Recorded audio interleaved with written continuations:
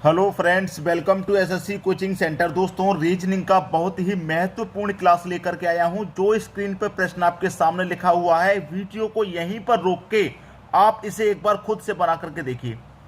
जितने भी प्रश्न मैं लेकर आता हूं, इनके लिए हमेशा यही बोलता हूं कि एक बार खुद से बना करके देखो, क्योंकि इनमें क्या है, जो पैटर्न आपने सीखे हैं, जो पुराने हो गए वो बदल जाते हैं, नए पैटर्न पे प्रश्न आते हैं। वो नया पैटर्न जिन बच्चों को नहीं पता होता है, उसे फिर प्रश्न छोड़ना ही पड़ जाता है। ठीक है, प्रश्न को छोड़ना नहीं है, करके आना है। तो देखिए, यहां पर 3 into 4 का है। सबसे पहला हिंट हमारा क्या रहता है कि जिस तरफ बड़ी संख्या है उसी तरफ प्रश्न को सॉल्व करेंगे। तो मैं नीचे की तरफ चलूंगा तो बड़ी संख्या, नीचे की तरफ चलूंगा बड़ी संख्या, तो इसका मतलब मैं नीचे की तरफ चलूंगा तो ये क्वेश्चन मार्क वाली संख्या भी मुझे मिल जाएगी।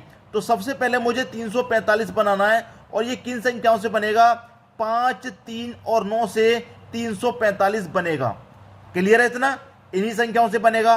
भाई, इनका मैं स्क्वायर करूं या फिर इनको जोड़ दूं, घटा दूं, क्या करूं, गुना करूं कि 345 मेरा बन जाए? यही करना है। चाहे जोड़िए, गुना कीजिए, स्क्वायर कीजिए, क्यूब कीजिए, कुछ भी कीजिए, लेकिन आपको 345 यहां पर लेके आना है। सबसे आसान तरीका है, सबसे आसान बताऊंगा। पहली संख्या और तीसरी संख्या का अगर आपस में गुना कर दें तो 5 का गुना 9 से करेंगे भैया, कितना होता है? आप सभी जानते हैं, 45 होता है। 45 होता है। और इस बीच वाली संख्या को आप लिख दीजिए पहले एज इट इज। कितना हो गया? 345 हो गया। हो गया। वही लॉजिक यहां पर लगाइए कि पहली संख्या और तीसरी संख्या का गुना, तो 6 का गुना 10 से करूंगा भैया, 60 हो जाएगा। जिस तरीके से बीच वाली संख्या को यहां पहले लिख दिया, उसी तरीके से बीच वाली संख्या को यहां पहले लिख देंगे। तो ये पहले लिख दिया, कितना हो गया? 460 हो गया, और 460 आपको दिया गया है। बात समझ में आ गई? वही लॉजिक यहां पर लगाइए।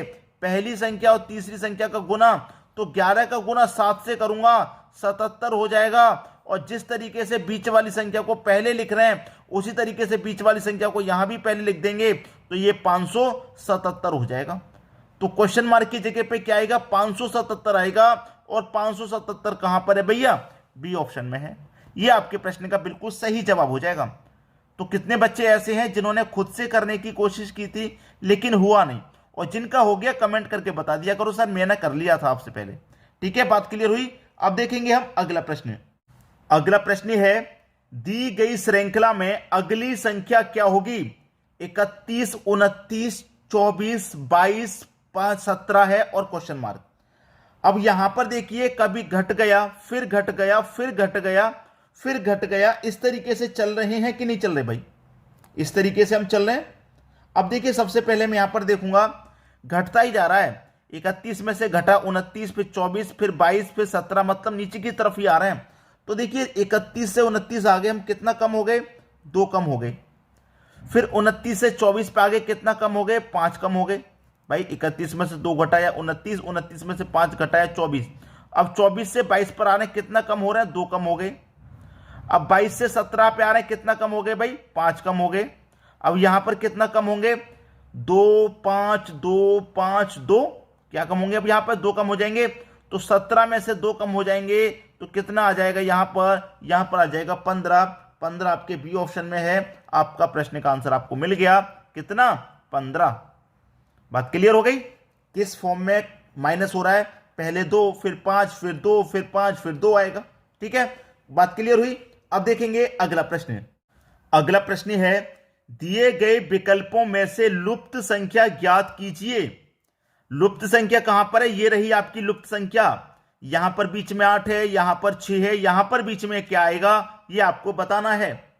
अगर इसी तरीके का प्रश्न आपके एग्जाम में आ जाइए, तो मान लीजिए आप उसे कैसे करेंगे? अगर ऐसा ही प्रश्न आपके एग्जाम में आ गया तो कैसे करेंगे आप? आपकी तैयारी है इस प्रश्न के लिए? क्या आप इस तरीके के प्रश्न के लिए तैयार हैं एग्जाम देने के लिए, कि अगर एग्जाम में आ गया तो हम कर देंगे? या फिर इसको पहले समझेंगे, समझने में 1 मिनट बर्बाद कर देंगे, फिर उसके बाद भी होगा नहीं तो आपका 1 मिनट तो बर्बाद हो गया। ठीक है, ऐसी तैयारी करके जाइए एग्जाम में। कोई सा भी प्रश्न कहीं से भी उठाकर दे दे, हमें वो करना ही है। ऐसी तैयारी करके जाइए। तो यहां पर देखिए 6 कैसे आया। अगर मैं इस 6 की बात करूं तो यहां पर 12 है, 18 है, 30 है। 12, 18, 30। तो मैं इस 6 से क्या करूंगा? इस 6 से ये 12 को डिवाइड करेगा पूरा, ये 18 को भी डिवाइड करेगा और ये 30 को भी डिवाइड करेगा। पूरा पूरा 6 से डिवाइड हो जाएंगी ये तीनों संख्या बाहर वाली।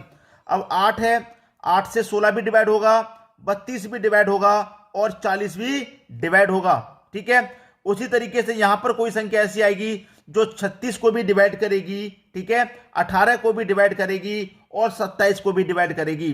तो देखिए 6 से तो 27 डिवाइड होता नहीं है, 9 से डिवाइड होता है भाई 27 भी, और 9 से डिवाइड होता है 18 भी, और 9 से डिवाइड होता है 36 भी। ठीक है, तो 9 आपका आंसर हो जाएगा। 12 से 18 डिवाइड नहीं होता तो 12 भी आपका आंसर नहीं। 18 से 27 डिवाइड नहीं होता तो 18 भी आपका आंसर नहीं। तो आंसर कौन हुआ? आंसर हो गया 9।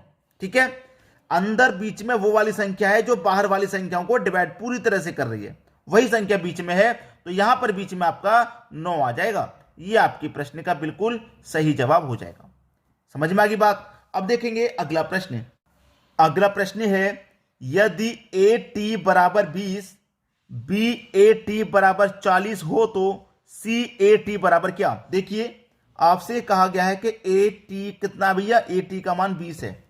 ठीक है, AT का मान 20, BAT का मान 40 है।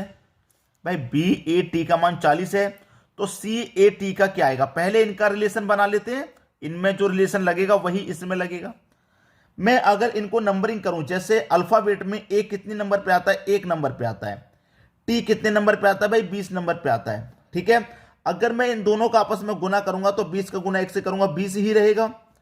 उसी तरीके से अल्फाबेट में B कितने नंबर पे आता है? 2 पे। A कितने नंबर पे आता है? 1 पे। और T कितने नंबर पे आता है? T आता है 20 पे। इनका भी आपस में गुना करूंगा तो 20 का गुना 1 से करूंगा 20, 20 का गुना 2 से करूंगा 40 हो जाएगा, और 40 ही आपको दिया गया है। बात क्लियर है? अब रिलेशन आपको मिल गया, CAT बना लीजिए। कितना होगा? C कितने नंबर पे आता है? 3 नंबर पे। A आता है 1 नंबर पे, T आता है 20 नंबर पे। क्या करेंगे? आपस में सभी का गुना। ठीक है, 20 से कम 20, 20 का गुना 3 से कर देंगे, ये हो जाएगा आपका 60। 60 कहां पर है भैया? C ऑप्शन में। ये आपके प्रश्न का सही जवाब आ गया। कभी भी इस तरीके का प्रश्न आए तो सबसे पहले करिए। ठीक है, अब देखेंगे अगला प्रश्न।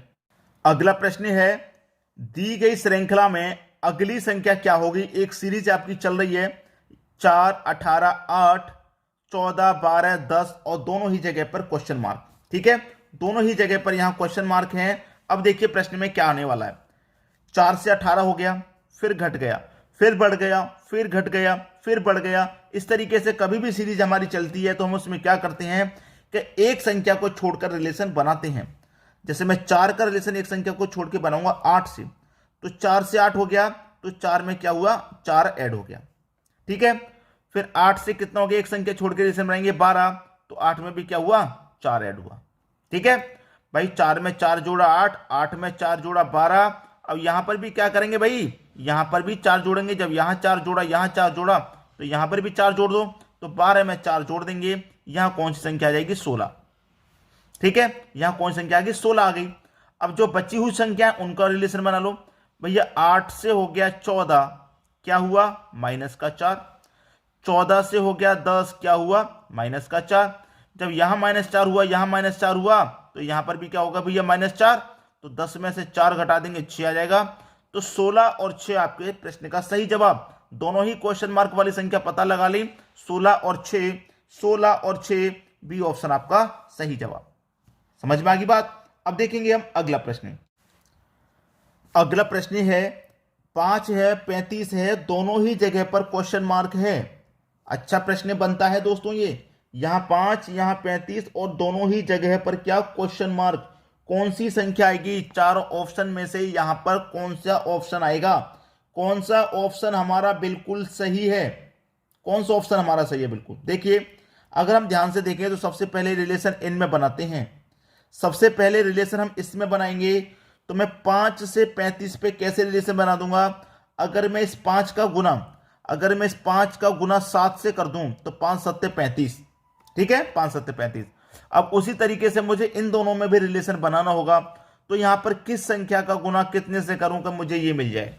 ठीक है भाई, 11 का गुना 5 से कर दूंगा 55, 11 आएगा, 5 से कर दूंगा 55। लेकिन जब गुना, सबसे पहली कंडीशन ये है कि यहां गुना 7 से कर रहे हैं तो यहां भी गुना 7 से ही होना चाहिए। ठीक है, नहीं हो रहा। 7 का गुना 7 से करूंगा 49 नहीं है, ठीक है। 3 का गुना 7 से करूंगा 3 सत्ते 21 नहीं है, 9 सत्ते 63 वो भी नहीं है। मतलब 7 से गुना करके आंसर मेरा नहीं आ रहा, मेरा आंसर नहीं आ रहा 7 से गुना करके, बिल्कुल नहीं आ रहा। 7 से गुना करके तो बिल्कुल भी नहीं आ रहा। जब 7 से गुना करके नहीं आ रहा तो कोई दूसरा लॉजिक है, उसे पहचानिए क्या है।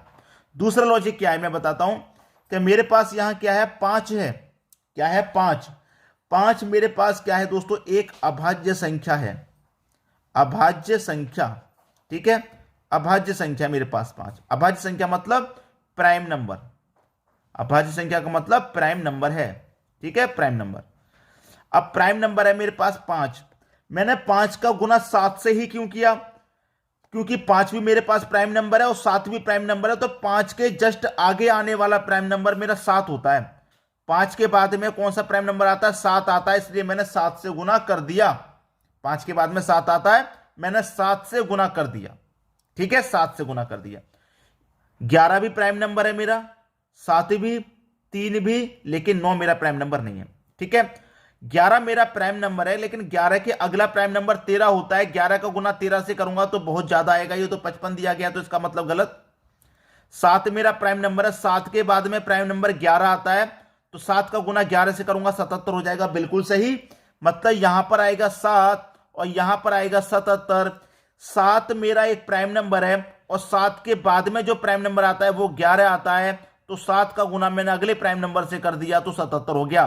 तो 7 और 77 आएंगे यहां पे, मतलब बी ऑप्शन सही होगा। जैसे 5 का जस्ट अगला प्राइम नंबर 7 से गुना किया, उसी तरीके 7 का जस्ट अगला प्राइम नंबर 11 से गुना किया तो 77 आ गया। तो 7 और 77। आसानी से प्रश्न समझ में आ गया। शेयर कर दीजिए, वीडियो को शेयर करना ना भूलें, ठीक है दोस्तों, धन्यवाद।